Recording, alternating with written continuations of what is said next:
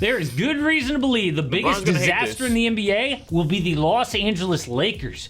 The biggest disaster in the NBA will be the There is good reason to believe the biggest disaster in the NBA will be the Los Angeles Lakers. Okay, so I don't like the Lakers, but that was some hating ass shit. Holy fuck. Why? I'm afloat on its waves. I'm lifted up. I'll leave the world. Because Intuit Dome is opening right down the street, and to keep up with the Clippers, the Lakers Arena Crypto.com is getting improvements. Wait, they're getting improvements for real? Great! Until you look at their preseason schedule. Start with 2 games in Palm Springs, over 100 miles from LA. Then in Milwaukee, before another home game in Las Vegas. Then a rare preseason back-to-back Phoenix to Golden State. So the Lakers will be on the road That was some hating ass shit, bro. 2 straight weeks before a nasty regular season. The Lakers start. Nigga just said a nasty regular season. Yo, he's a hater, and I love it. I love it. He's a hater. Holy fuck. With 6 teams who made the playoffs or the play-in. So counting preseason, 11 of 14 games on the road against tough competition. A disaster. Oh wait, they're a veteran group. Yeah, but their best vets, LeBron and AD, just gave their all in Paris at the Olympics. Think they need a break? And the entire coaching staff is brand new. I'm talking from the lead assistant down to the newest intern. Oh, and the head coach has never done this before. The Lakers could be cooked before the season starts. But if that happens, will they make a trade to save the team? Who is even a realistic target? Because right now, the Lakers have assets to make a major deal. They do have a lot of assets. Lakers got everybody in the fucking NBA. The Lakers have everyone in the NBA. The Lakers have everyone in the NBA. They could trade so much. Like, it's crazy. I'm not gonna lie. And we know they got mad money, right? They got mad money, bro. They have 2 valuable draft picks, the 2029 and 2031 first. Young players like Dalton Connect, Jalen Hood-Schifino, and Max Christie. Young vets like D'Angelo Russell, Austin Reeves, Rui Hachimura, Jared Vanderbilt, and Jackson Hayes. They got everyone in the NBA. Look at this, bro.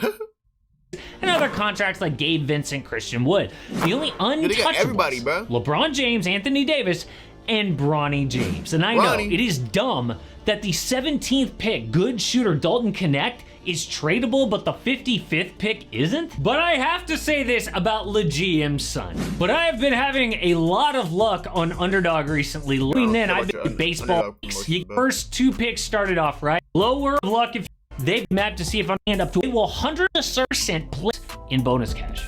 Zach Lowe from ESPN says they will 100% play Bronny game 1 of the season, which is smart. Get the circus out of the way. You know ESPN will be What if Bronny end up being like disgusting? Like, what if he end up just being like the 3rd best in the team? Stop Bronny for weeks, and Bron is distracted by this. He admitted on a podcast, it was really the first time recently me and Bronny were on the floor as professionals training, and there were a couple of moments where I kind of lost focus. You know, I'm not used to losing focus when I'm out there on the floor. Get this over with. Are the Lakers really cooked? Rip the Band-Aid off and let them have their little moment. The actual focus should be on improving the team. So we have to look at who they can trade for because it's obvious. The Lakers brought back their entire team from last year. They have everybody on this team. So unless JJ Redick really is the next Pat Riley like LA wants us to believe, the same issues need to be fixed. But I don't know how I feel about JJ Redick though. Like, Redick is cool, but like, I don't know. I just gotta see like throughout the year. He knows ball though. He knows ball for sure. We all know this already. But it's obvious, right? Why wouldn't they trade to help LeBron and AD? They just proved in Paris, LA's got 2 of the best American players alive.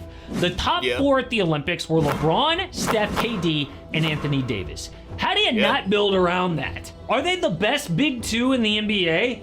I think most people would rank it Jason Tatum and Jaylen Brown because they just won a title. Then LeBron and AD. Number 3, Jokic and Murray. Joker's still the best player in the world. 4, Luka and Kyrie. 5, Joel Embiid, and either Tyrese Maxey or Paul George. But there's a really good chance the Lakers don't make a big trade this year. I know that sounds crazy, but the signs are there. Yo, I'm not gonna lie. Look at Lakers just need to get a real big man, bro. Because they ain't got no real big. They got AD.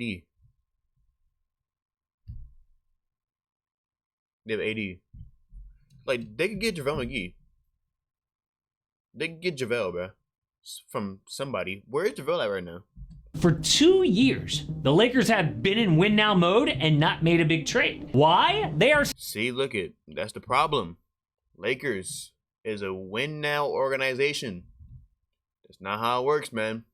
Still burned by the Russell Westbrook deal 3 years ago. They overreacted to a first round loss and broke up a championship team, including Alex Caruso and Kentavious Caldwell-Pope. Now the front office has been so cautious, they have held out on major trades, which includes getting Kyrie Irving 2 years ago when they had the chance. But now the new CBA rules make it impossible. Under the old CBA, you could spend a ton of money and it would hurt financially, but then they realized, yeah, that doesn't matter to a guy like Steve Ballmer who's got $30 billion. We gotta hit him where it hurts, the roster. So now, if you make one bad mistake, it kills your franchise. You can't make trades, you can't sign buyout players or use a mid-level exception, so teams are scared. It's why Clay is now a Maverick, KCP is in Orlando, and Paul George is in Philly. That is how afraid NBA teams are. So if the season starts slow, are the Lakers gonna panic? No way. They will say, this isn't even worth saving. We aren't even a 500 team. No one can save us, so sorry, LeBron. That's a hard-ass fit, LeBron. We aren't even a 500 down, team. bro, I'm not gonna No lie. one can That's a hard-ass fit, LeBron. That shit cold. save us. So sorry, LeBron. We drafted your son, hired your podcast buddy as coach. We're gonna draw the line at a stupid trade. Yo, this is I figured it out. The Lakers are clip farmers. They're a content team. They ain't trying to win. They're clip farmers and content creators, bro. JJ Redick, we will get the fucking clips. Bronny, get the clips. LeBron, you know, he's LeBron. Content farm, bro. These niggas are content creators, bro. And the GM is going to be so upset halfway through the year that they didn't trade for like Zach LaVine or some dumb crap. He's going to be sending out passive-aggressive tweets. He's going to be showing up in other teams' colors because you know he's a free agent next summer. Oh, he can leave and he will threaten. I think he retires or like, I don't know. To, but the front office is going to say, yo, we suck. The start of the season was terrible. You guys are You think LeBron goes on like a farewell tour?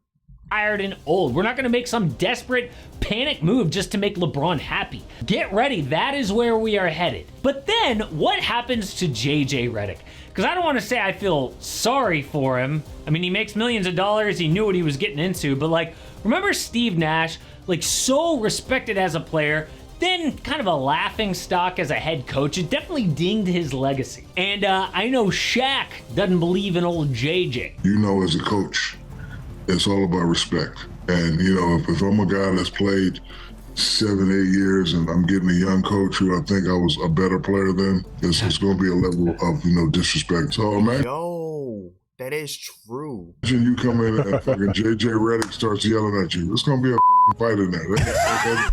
Players ain't going for all that yelling and all that screaming and all that extra running. Next Pat Riley my ass. Yeah, it would be hilarious if like JJ Redick is yelling at Cam Reddish and Cam Reddish is like, who does this guy think he is? But let's just say hypothetically, they do the unthinkable and win games. LeBron and AD click. Winning games for the Lakers is unthinkable. That shit is crazy. JJ's got him top 4 by Christmas. Who could they trade for? Well, their main problem is defense. Their best 2 guards are D'Angelo Russell and Austin Reeves. Traffic cones on D. And their best defensive wing is Jared Vanderbilt, who's still injured, first of all. Still hurt. And gets played off the court offensively in big games. Their second need is a defensive big. Anthony Davis likes to play next to a center so that he can roam around the court. He did well with Bam Adebayo at the Olympics. So who is a real... Yeah, like, bro. I'm trying to tell you, if the Lakers just get a big, bro, they're good. realistic target? Like well, the real names big- that like a people real big throw man. around are like a Zach LaVine, Jeremy Grant, Brandon Ingram, Jonas Valanciunas. Those Yo, Valanciunas been making real good for them niggas, I ain't gonna lie. would be a disaster. The more ideal trade targets start with Marcus Smart, won Marcus Defensive Smart. Player of the Year 3 seasons ago. Okay, not what it used to be, True. but a major upgrade You're right, over you're what right, you're LA right, has you're right right. now. His big problem is offense. Smart is a 32% offense, three-point man. shooter, and LA needs triples, but if they could get him for the right price, it makes sense. Yeah. Now, Memphis is not shopping Marcus Smart right now, but if they hit a roadblock, that could change. The next target is Bruce Brown. Bruce the Brown? Raptors might be even more willing to sell low on him because he just had surgery, but Brown was key to the Nuggets title 2 years ago. True, He's true, a true. good defender and hit big shots in the True. postseason.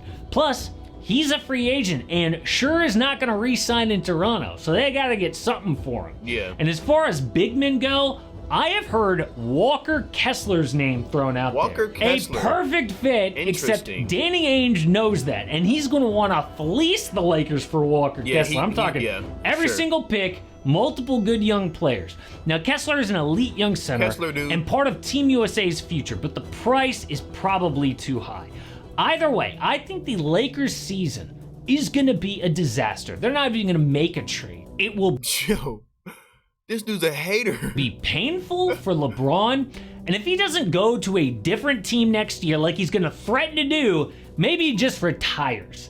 But the same goes for the Bucks. Giannis has threatened to leave, and Milwaukee honestly is set up to lose this coming season. So I looked at the most likely place that Giannis lands next, and actually it is a team that nobody's talking about. Interesting, okay. Fire little video. I like that.